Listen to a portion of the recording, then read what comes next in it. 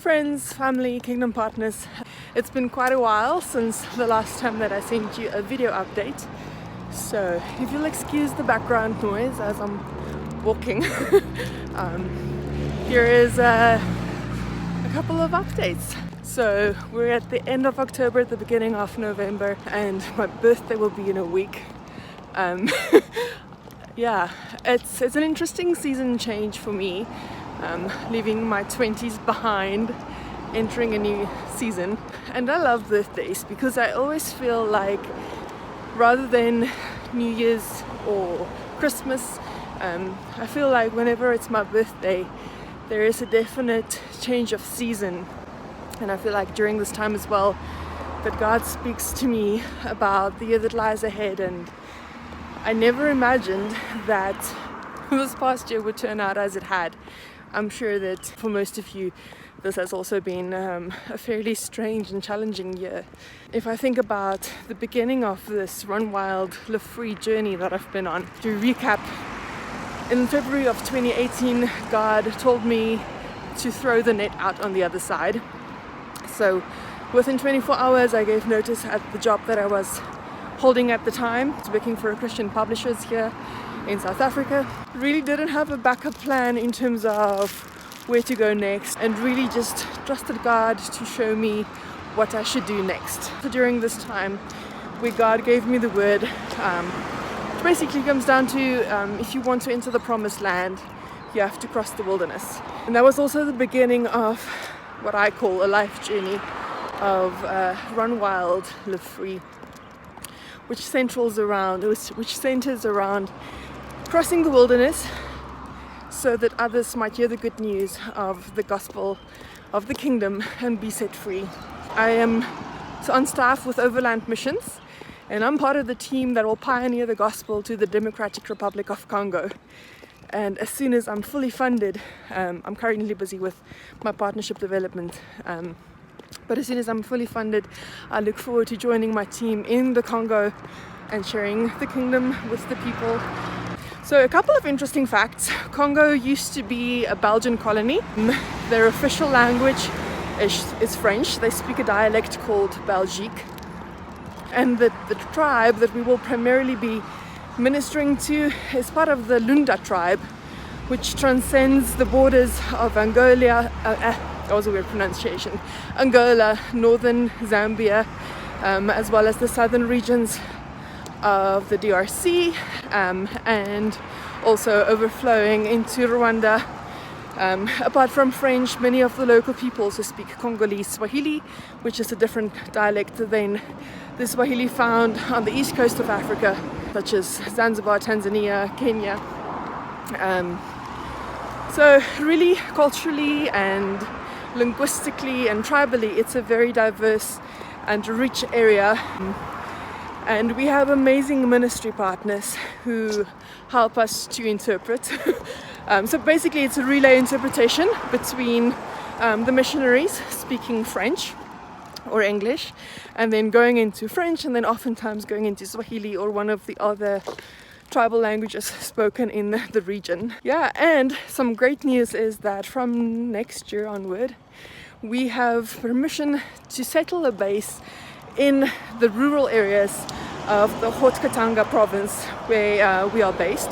So for the past 3 years or so, the Overland Missions base was in Likasi, which is the closest, I guess you could say, largest big town to where we're based. And then it would entail that we would drive back and forth between the different areas that we minister in, the different villages and chiefdoms within the Lunda tribe.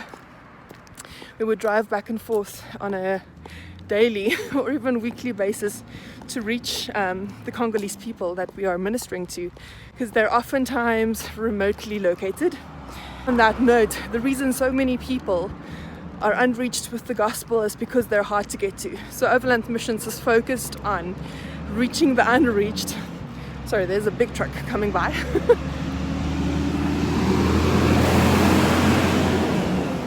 Overland Missions is focused on reaching those who has never had the opportunity to hear the good news of the gospel.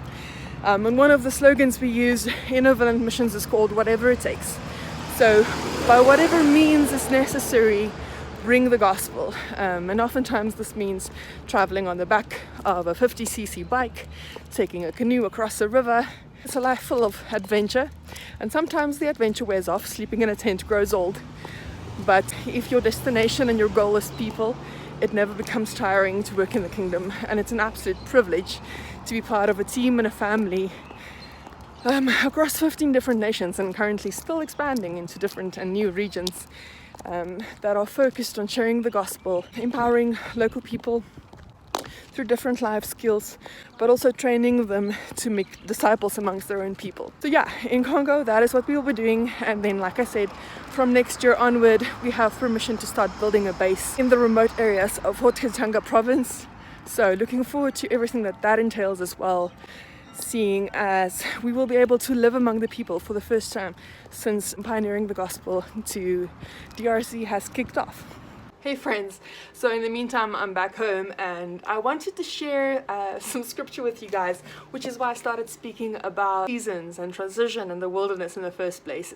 This is from a recent background study that I did on the book of Numbers. Just as a little background info before I put this into the first video and try and make a conclusive ending of it. The book of Numbers in Hebrew is Bamidbar, which basically translates to the wilderness. So this book was written when the Israelites left Egypt and they were crossing the wilderness into the promised land, which ties into the message that God gave to me when I basically started on this full-time missions journey and since joining Overland Missions.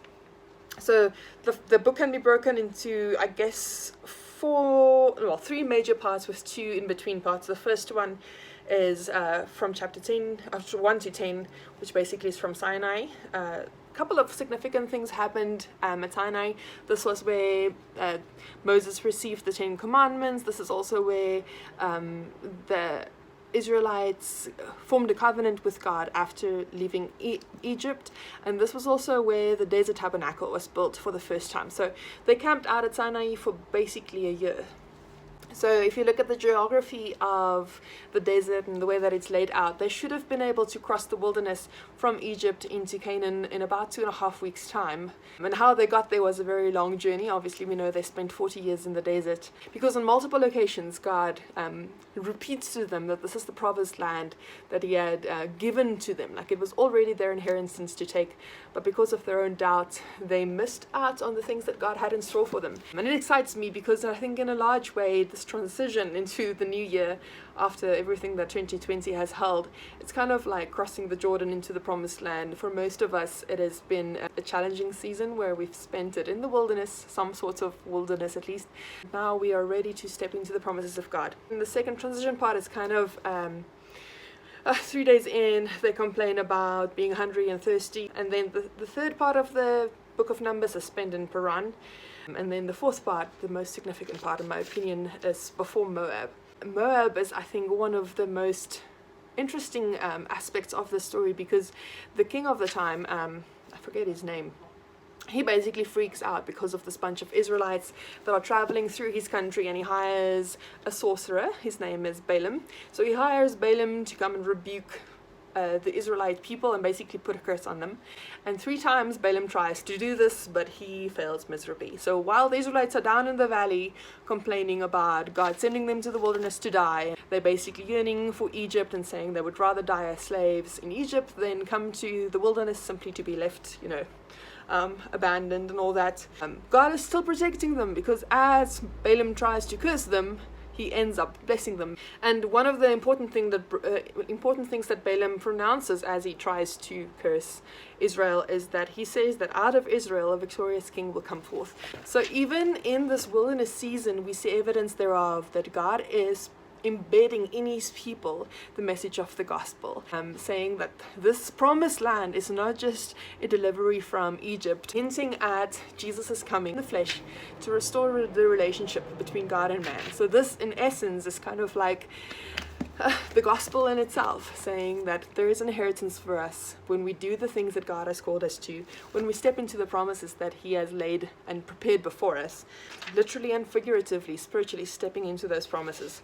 So I think the book of Numbers in this transition season. Yes, 2020 is also coming to a close, the year of double portion, and next year it's a double portion plus one, so it's even on top of that. I just wanted to encourage you guys that the promises that God has laid before you is yours for the taking, whether it is to step into a new country when you're pioneering the gospel, whether it is to take hold of the promises that is given you, the things that you've put on the shelf just because you've grown tired, your expectancy has grown weary just because it seems like there's this massive delay. And I think with 2020, a lot of our plans and things that we had hoped would happen has been placed on hold. But I wanted to encourage you with this passage, which happens while they are in the wilderness. This is where the Israelite leaders send out 12 spies to see whether Canaan, this promised land, is suitable for them to take and stuff. So 12 spies go into this promised land. 10 of them come back saying that, even though God has promised this country to us, even though He has made the way for us every step of the way, providing food and water, sending manna, sending rain, despite all these things going on, they're still doubtful as to whether or not God would give them this land. And He did give it to them, but He did say also that they would have to drive out all the kings before them so they could take hold of this inheritance. So out of the 12, only 2 came back with a positive report. Caleb and Joshua. So this passage is from Numbers 12, from verse 26, which says, "And they returned and came to Moses and Aaron, and to all the assembly and the children of Israel, to the wilderness of Paran, to Kadesh, and they brought back word with them, and the entire assembly, and showed them the fruit of the land.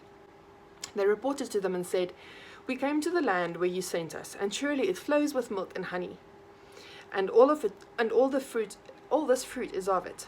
However, the people are strong that dwell in the land, and the cities are fortified and very great. And we also saw the children of Anak there. The Amalekites dwell in the land of the Negev, and the Hittites and the Jebusites and the Amorites dwell in the mountains, and the Canaanites dwell by the sea and by the edge of the Jordan.'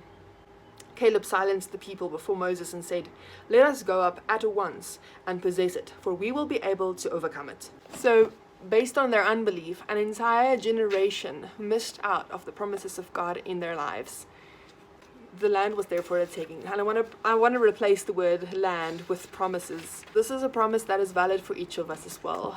There might be dreams and desires in your heart that you have not yet come to realize, that are of God and that is about to come into fruition. But don't let the fear of whatever you might face in this pursuit, and in my instance it might be traveling to a war-ridden country, traveling to a place where colonialism has literally ravaged the land and the people. There are linguistic barriers and cultural barriers, and whatever challenges we might face, may we have the courage to do whatever it takes to remain true to the calling of God in our lives, to step out in faith, to step out in obedience. A priestly blessing to you guys. So this is from Numbers 6, a very famous passage. "The Lord bless you and keep you. The Lord makes His face shine upon you and be gracious towards you. The Lord lifts up His countenance towards you and gives you peace." May this truly be the blessing in your life as well, that whatever you face, may you be constantly aware that even in the struggles or even in the fulfillment of the promises, God is constantly looking down on you with favor and grace. Run.